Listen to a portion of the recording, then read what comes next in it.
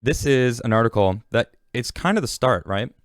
House Democrats targeting right wing cable outlets are assaulting core press freedoms. They are literally trying to get rid of Fox News, OANN.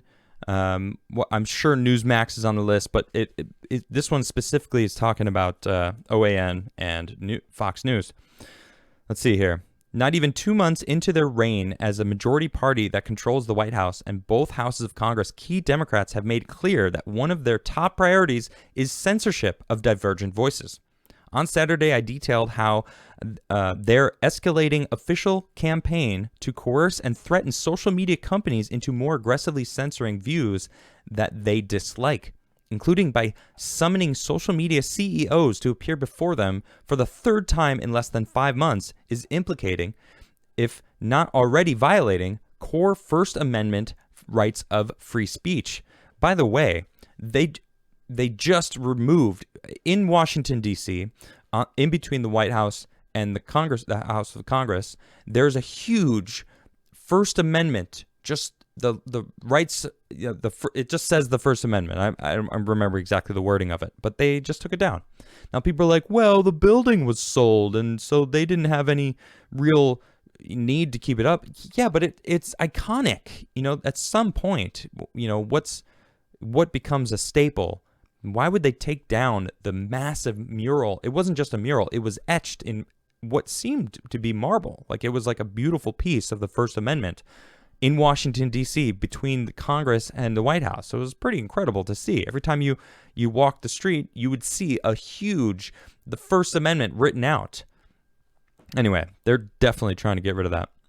Now they're going further, much further. The same Democratic House committee that is demanding greater online censorship from social media companies now has its sights set on the removal of conservative cable outlets, including Fox News, from the airwaves. The House Energy and Commerce Committee on Monday announced a February 24th hearing convening by one of its subcommittees entitled Fanning the Flames, Disinformation and Extremism in the Media, claiming that the spread of disinformation and extremism by traditional news media presents a tangible and destabilizing threat. The committee argues. Some broadcasters and cable networks increasing reliance on conspiracy theories and misleading for patently false information raises question about their devotion to journalistic integrity. Are you serious? I mean, we got Jake Tapper just saying an unarmed man got killed. Unarmed black man got shot in the back when he himself, Jacob Blake, mind you, I'm talking about, he himself admitted he shouldn't have reached for the knife. He was fighting with the cops, dropped the knife, picked it up, and he picked it up after they tussled. He went around the car with the knife in his hand and reached into his car and then got shot. Jake Tapper, countless times over like a month and a half, he was unarmed. How dare this injustice? And then when the story came out, he was actually armed. He was actually a criminal that shouldn't have been there. He was trying to take the kids. He sexually assaulted the woman. He wasn't supposed to be there. So like all of it, he was already arrested for having an illegal weapon. So, and the cops knew this going over there. So they were already on edge. And they came up and they were trying to de-escalate. They were fighting him. They were wrestling with him first, trying to stop him. And he had a knife on him. So he didn't get shot when he already had a knife when they were wrestling with him and he dropped it. And then he picked it up and left. Jake Tapper pushed this narrative over and over and over again to drill in the racial injustice that was going on, not to mention all of the statistics that prove most of it complete BS. They are now saying, well, Fox News was pushing this other side of things. It's like, what? They're projecting. This is projection to the max. Look, they're doing it. No, don't look at us. We're allowed to do this. We're allowed to lie and manipulate people. That's basically what they're saying right here. Journalistic integrity. Get out of here with that. Look at this. Let me see if I can. All right, this is actually them hitting up AT&T. What moral and ethical principles do you apply in deciding which channels to carry or when to take adverse actions against a channel? Well, maybe when they lie and manipulate people, the public? Maybe that's what you should be focused on, not Fox News, who is actually reporting the other side of it. Now, people say they can be, and any source is biased, right? OAN and came out pretty strongly against this with a statement. Show us, they said, show us which one of our reporting was false. We'll wait. Because that's how confident that they are. They're like, by all means. Neither of the two, Anna Asho and Jerry McNerney, none of them actually cited any evidence of them showing misinformation. All right, now Fox, they have them lying a little bit. Like, okay, yeah, you want to get into that battle though? CNN or MSNBC or any of these left-leaning news places? My goodness, it's ridiculous. But it gets worse. Do you require, through contracts or otherwise, that the channels you carry abide by any content guidelines? What, like telling the truth? No, you threw that out the window back in 2013 when you snuck the Smith-Mundt Act into the NDAA, the National Defense Authorization Act. Yeah, you snuck that in there so news media don't have to worry about telling the truth anymore. We can shove propaganda down American citizens' ears. Go look it up if you don't believe me. I've reported on it many times. But this is the kind of stuff that you can't ask those questions when you have laws like that hidden down in the bowels of these massive National Defense Authorization Acts. Yeah, it sounds great. Just like the Patriot Act. We all know how that worked. Goodness sakes. How much of our rights are they going to take from us? That's really what we're seeing. This is them showing we want all of the power. We get to do whatever we want, but if someone else speaks against us, they get out of here. Look, then they straight up ask, how many of your subscribers tuned into Fox News, Newsmax, and OAN on Uverse, DirecTV, and AT&T TV for each of the 4 weeks preceding to November 3rd, elections, and January 6th, attack. Of course, they bring it to the attacks. Please specify the numbers of subscribers that tuned into each channel. What? Next, they're going to be like, now let's have a list of each and every single one of them because we need to know which of the population believe your false narratives that you're spreading. I mean, that's basically what they're saying, right? We want to know who watches your stuff. Who's out there watching your stuff? Because we need to go now to the people who took in so they can't speak to others. My goodness, how soon do you think they're going to be coming for me? Because I'm not going to accept this. I'm not going to watch my mouth and not speak out for things that I feel need to be spoken about. This is ridiculous. This is absolutely absurd. Have you taken any adverse actions against a channel, including Fox News, Newsmax, and OAN? Just those three. Those are the only three we care about. For using your platform to disseminate disinformation related directly or indirectly to November 3rd, 2020 elections? Does that sound familiar? Oh, that's right.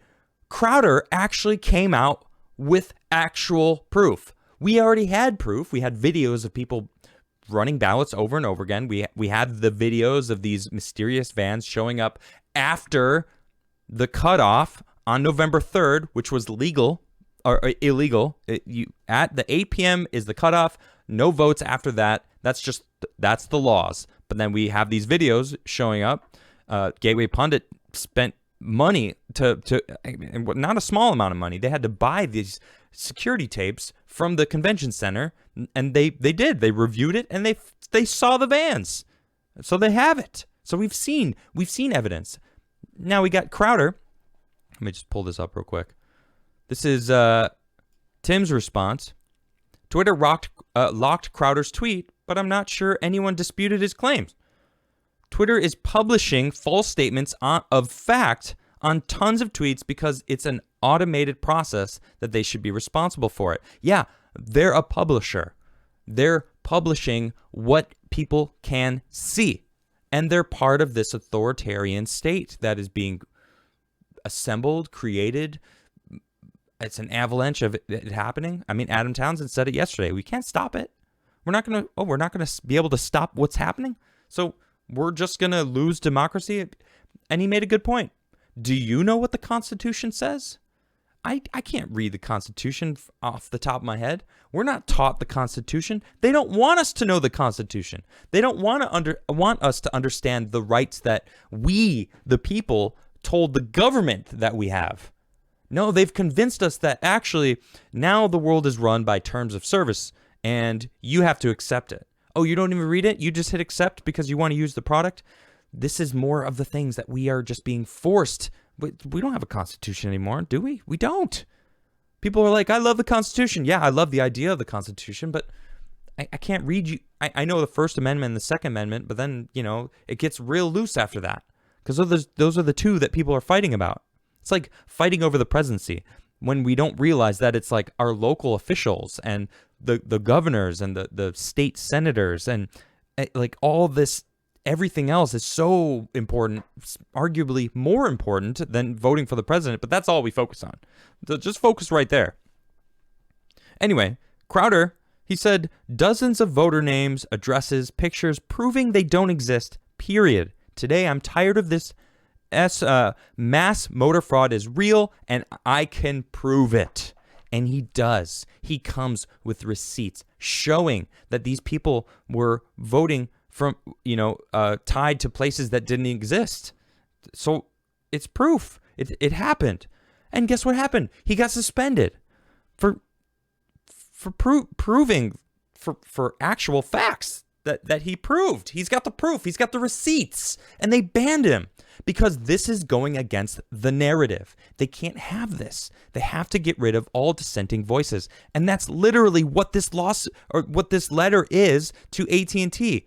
We got to get rid of these voices. How dare you? We can't have this. Former Clinton advisor, America becoming totalitarian state under Biden. Yeah, well, it started in the 2020s. It started long ago, back in like 9/11, the Patriot Act. We started losing, and probably even before that. But look, I mean, every day I get more and more politically aware. I gain a little bit more information about my history, our history, everybody's history, right? Learning about the Constitution, learning about how we're losing that, learning about what the Patriot Act did to us, learning what the National Defense Authorization Act did to us, learning about all this stuff about how we are actually a lot less free now than we've been, maybe my whole life. Yeah. It's pretty scary. Wolf urged that the U.S. is moving into a coup situation under Democratic rule, owing to medical mandates being extended under the guise of a real medical pandemic. She emphasized that lockdowns have never been done in society, and really, we are turning into a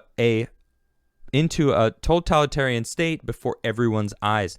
It's true. Look at the emergency powers of these governors. They're unconstitutional. North Dakota just said, all right, look, mask mandates are illegal. You just can't do that. You can't force people to do this. Good for them. Because I agree, it is unconstitutional. All right? Look, I'm not saying don't wear a mask. If you don't want to wear a mask, that should be on you, though. Right?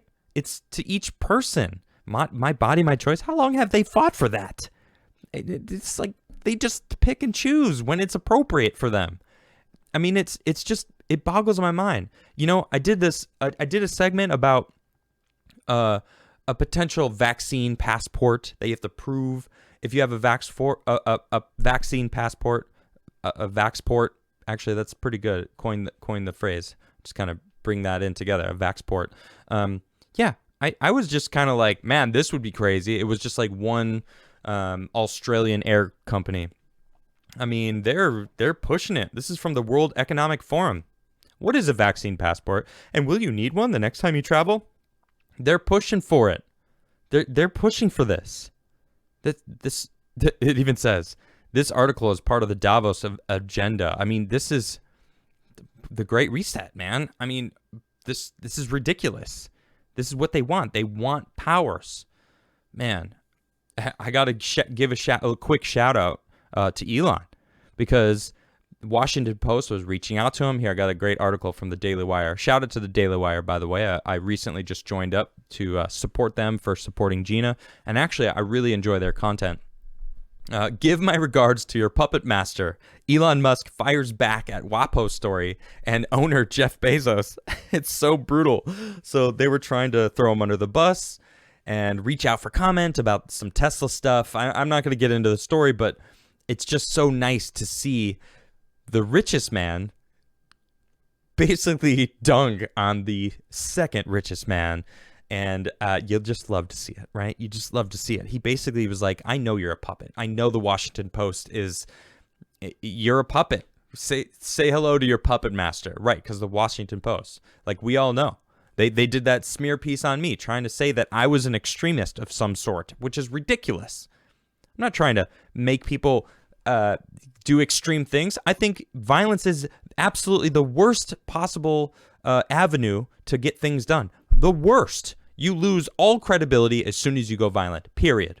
All right? What I do with my show is I want people to be inspired to open their eyes and do their own research and work for themselves and empower themselves to make their lives better, because anyone has that power. Literally anyone.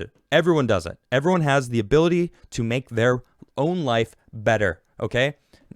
Now, if you want to come back and be like, well, Adam, there's modern day slavery. Yeah, I know. And I'm speaking out against that too. It's ridiculous.